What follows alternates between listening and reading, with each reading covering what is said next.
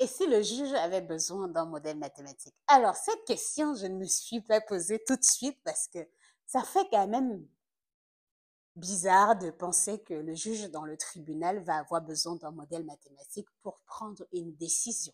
Alors, il y a de cela quelques mois, une personne qui suit ce que je fais sur la modélisation m'a posé la question si je pouvais l'aider à mettre en place un modèle mathématique pour la responsabilité civile. Alors, juste pour rappel, la responsabilité civile, et comme la personne aimait bien me rappeler, qu'est-ce qui se met en place? Il y a trois éléments de responsabilité civile: dommage, lien de causalité, fait générateur. Bon, avant d'entrer dans tous les détails, dans cette vidéo, je veux te montrer comment est-ce qu'on peut utiliser la modélisation mathématique pour juger les entreprises transnationales. D'ailleurs, je ne vais pas forcément citer la personne, mais la personne sait pertinemment que je parle de son sujet dans cette vidéo.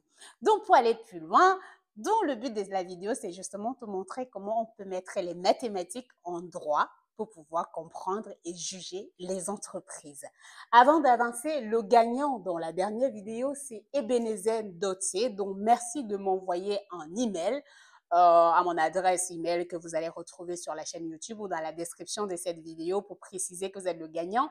Et comme ça, vous allez bénéficier de tous les avantages qui sont associés à la personne qui gagne dans chaque vidéo. Si vous avez envie de savoir pourquoi est-ce qu'on gagne, restez jusqu'à la fin de la vidéo pour comprendre.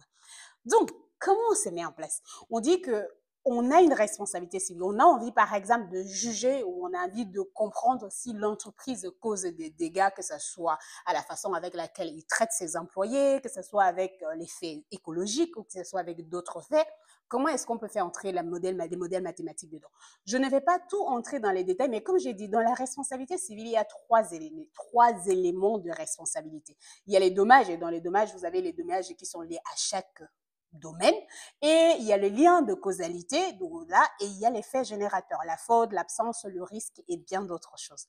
Mais moi, comment je mets les modèles mathématiques là-dedans? Au début, je me disais à la personne que, mais je ne vois pas trop comment j'allais mettre les modèles mathématiques, mais en travaillant sur ça pendant un peu quelques jours, j'ai fini par comprendre comment je pouvais mettre le modèle mathématique à l'intérieur.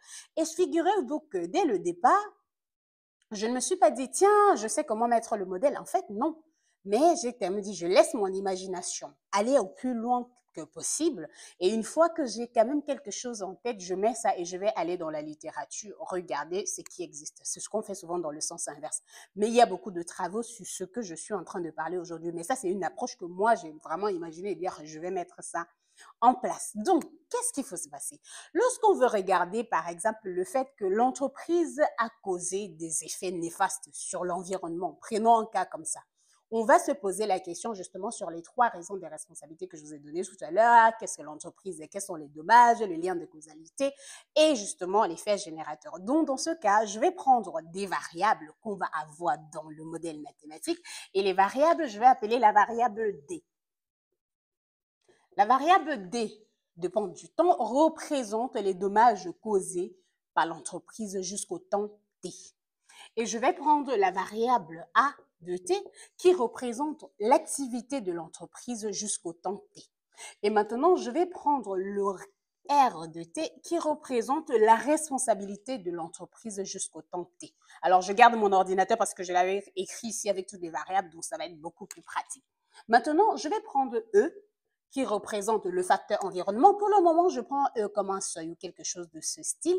Et à côté de ça, je vais prendre P qui représente tout simplement le facteur juridique et les preuves. D'ailleurs, vous avez vu que le troisième élément de la responsabilité, c'était les causes et du moins ce qu'il faut, le risque et tout ce qui entre en jeu. On va plus loin. Maintenant, quelles sont les relations? On a ces variables. Qu'est-ce qu'on va se poser la question? Dans la modélisation mathématique, il y a les variables, il y a les relations et par la suite, il y a des équations. Comme j'avais déjà décrit la dernière fois les variations et l'évolution au cours du temps, si vous n'avez pas encore regardé les vidéos comme ça, je vous invite à les regarder. Aujourd'hui, je ne vais plus vous expliquer ce que veut dire la dérivée parce que vous pouvez déjà regarder dans ces vidéos. La relation, les dommages cumulés dépendant de l'activité de l'entreprise, comment est-ce qu'on peut décrire ça? En fait, ça, c'est de façon simpliste. Je vous rappelle, c'est la modélisation. Ça ne veut pas dire que j'ai bien fait des hypothèses pour arriver à cela. On peut modéliser autrement. On peut choisir de modéliser les dommages de l'entreprise. Mais de façon simpliste, je dis que l'entreprise et les dommages causés par l'entreprise, en fait, c'est égal à une intégrale. Ça veut dire qu'on fait la somme de tout ce que l'entreprise peut faire sur une période de 0, par exemple, à grand T, A de S, je vais mettre A de S, ou F de A de S, multiplié par DS. Alors, je vous indique. Alors, on va mettre là. Voilà. L'environnement et DS. Je vous explique. Alors, vous allez voir tout simplement l'intégrale. L'intégrale, c'est juste une somme de tout ce que l'entreprise a fait sur une période. Donc, on regarde tout ce que l'entreprise, comme une fonction, tout ce que l'entreprise a fait sur une période qui est lié à son activité. Ça veut dire que l'activité de l'entreprise va créer un effet sur l'environnement. Donc, j'ai tout simplement une fonction qui dépend de l'environnement et de l'activité de l'entreprise. Donc, là, son activité, il va avoir des effets sur l'environnement. Maintenant, comment est-ce qu'on va définir cette fonction? Ça, c'est une autre partie de la modélisation parce que cette fonction peut être, par exemple, une fonction qui se comporte comme ça. Ça croît, ça décroît, ou ça croît, ou ça décroît.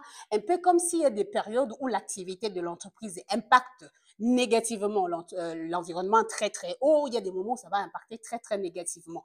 Et donc, on peut regarder un peu comme si on allait avoir une fonction qui dépend de l'activité et de l'évolution. Par exemple, on va dire aussi de l'impact sur l'environnement. On va avoir une fonction, en fait, à 2 variables qu'on va regarder cet impact.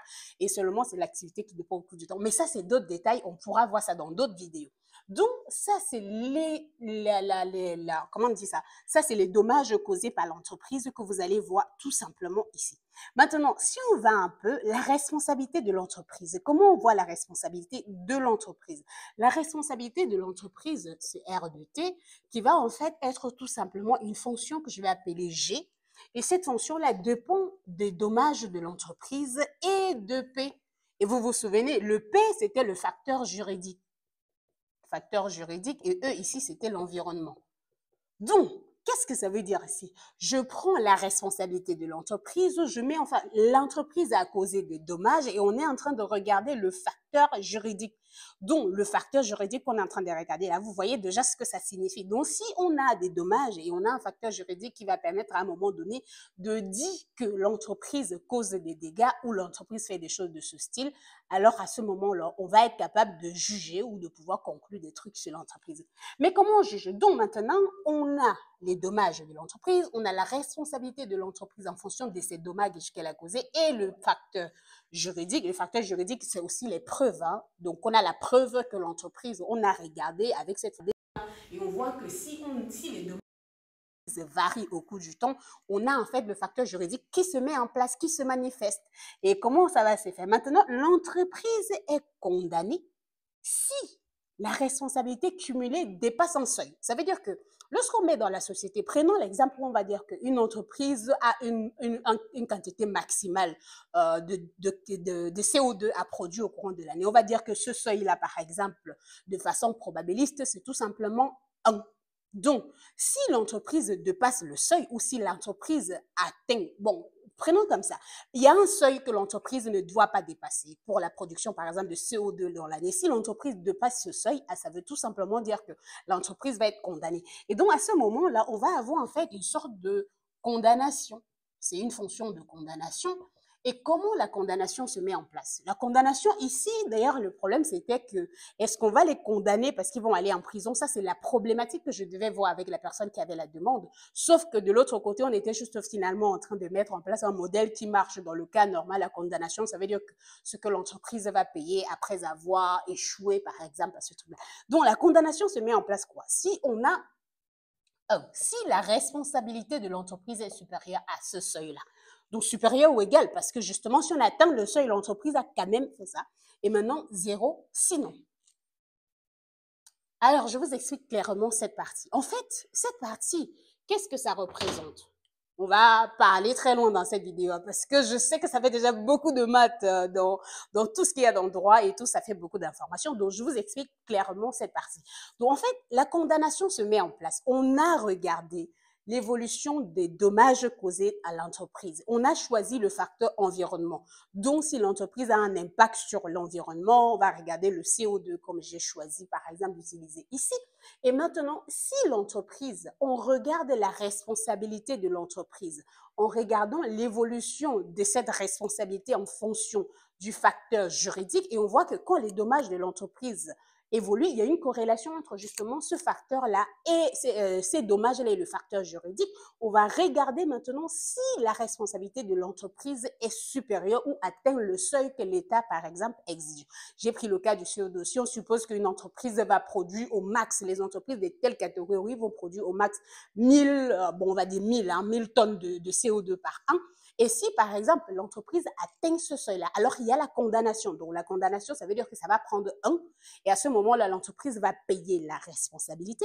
Mais par contre, si il n'atteint pas au courant de l'année, ça va être zéro. Mais n'oubliez pas que cette modélisation, je considère vraiment comme si ça peut être sur le temps. Ça veut dire que la condamnation peut être que l'État dit plutôt que par mois ou une semaine ou sur telle période de temps.